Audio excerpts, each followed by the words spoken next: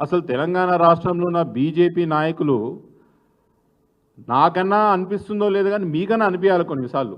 అరే నాకు కేసీఆర్ పట్ల కోపం ఉన్నది, బీజేపీ నాయకులకు చాలామంది కేసీఆర్ గారి పట్ల కోపం ఉన్నది, కేటీఆర్ గారి పట్ల కోపం ఉన్నది. కేటీఆర్ గారు బీఆర్ఎస్ మీద ఉన్న కోపం తెలంగాణ ప్రాంతం మీద ఎందుకు చూపుతారు ఈ బీజేపీ వాళ్ళు నాకైతే అర్థమవుతలేదు. మీరు తెలంగాణ ప్రాంతం ప్రతినిధులు కదా, మీరు కూడా కదా, మీకు కూడా మా ఓట్లు వేసిరు కదా, తెలంగాణ ప్రజలు ఓట్లు వేసిరు కదా, ఎప్పుడు లేని విధంగా 8 మంది ఎంపీలను మిమ్మల్ని గెలిపించారు కదా. కేంద్రంలో బడ్జెట్ విషయం వచ్చినప్పుడు మనకు ₹1 రాకపోగా దాదాపు 50,000 కోట్ల రూపాయలు బెనిఫిట్ అయ్యేటట్టు ఆంధ్రప్రదేశ్కి సంబంధించిన ఆ ప్రభుత్వాలు డబ్బులు తీసుకుపోతాయి. మొన్న జరిగిన ఇండస్ట్రియల్ కారిడార్ విషయంలో గుజరాత్, ఉత్తరప్రదేశ్, మధ్యప్రదేశ్, ఆంధ్రప్రదేశ్ దిక్కు కేంద్ర ప్రభుత్వం చూస్తుంది కానీ తెలంగాణ దిక్కు చూస్తలేదు. ఆఖరికి మీ పార్టీ కేంద్రంలో అధికారంలో ఉన్నది, మీ ప్రధానమంత్రి గారు అక్కడ రాజ్యం వెళ్తున్నారు ఢిల్లీలో. ఇక్కడ మన ప్రాంతానికి నష్టం జరుగుతూ వాళ్ళు నిర్ణయం తీసుకుంటుంటే కూడా మీరు మాట్లాడకపోతే మీరు ఎవరి కోసం ప్రజాప్రతినిధులు అయినట్టంటే ఆ బీజేపీ నాయకులారా?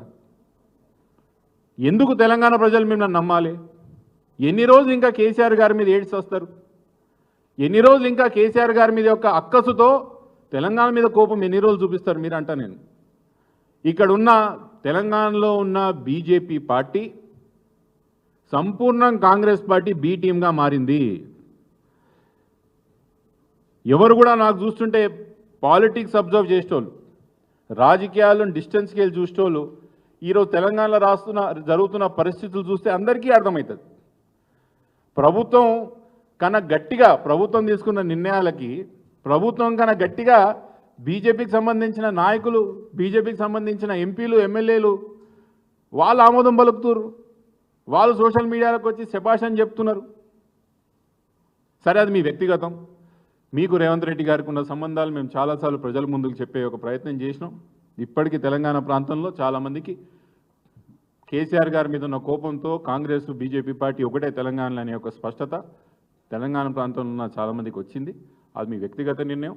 రానున్న రోజుల్లో బీజేపీ పార్టీని ఎలా పరిగణించాలా, దాని భవిష్యత్తు ఏంది, నిజానికి తెలంగాణ ప్రాంతం ప్రజల తరఫున కొట్లాడుతుందా లేదా అనేది మీరు నడుచుకుంటున్న వాటి పద్ధతిని బట్టి తెలంగాణ ప్రజలు మిమ్మల్ని నిర్ణయిస్తారు. కాబట్టి దాని విషయం నేను పెద్ద మాట్లాడతలేను. కానీ